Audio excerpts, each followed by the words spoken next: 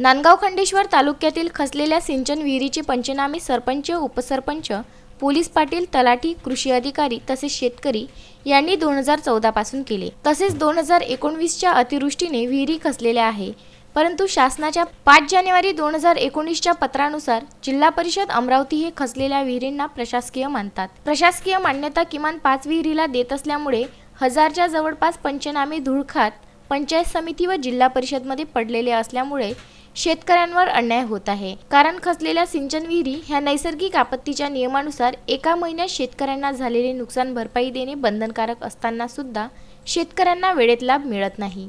त्यामुळे विभागीय आयुक्त व जिल्हा अधिकारी यांनी खचलेल्या सिंचन विहिरी मंजुरीकरिता 5 जानेवारीचे पत्र रद्द करण्यात यावे व खचलेल्या विहिरीच्या शेतकऱ्यांना नैसर्गिक आपत्ती व्यवस्थापन कार्यालयामार्फत सुद्धा निधी उपलब्ध करून देण्यात यावे.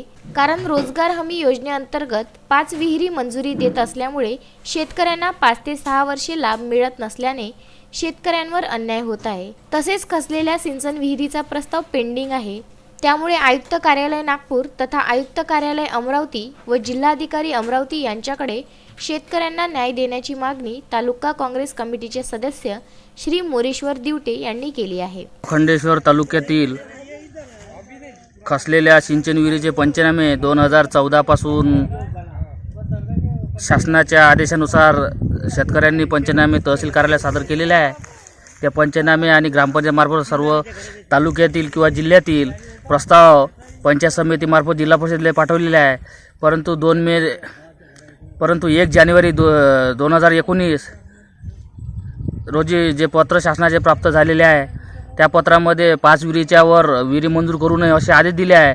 परंतु 5 विहिरी नवीन की खचलेल्या याचा संभ्रम निर्माण होत आहे. तरी शासनाने खचलेल्या विहिरीसाठी ती 5 विहिरीची अट शिथिल करावी आणि खचलेली विहीर ही नैसर्गिक आपत्ती व्यवस्थापनामार्फत त्यांना निधी उपलब्ध करून देण्यात यावा.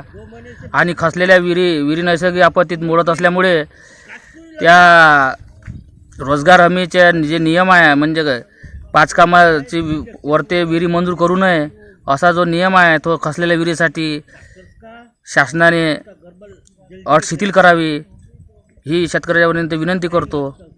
विदर्भ न्यूज करिता नांदगाव खंडेश्वर येथून उत्तम ब्राह्मणवाडे.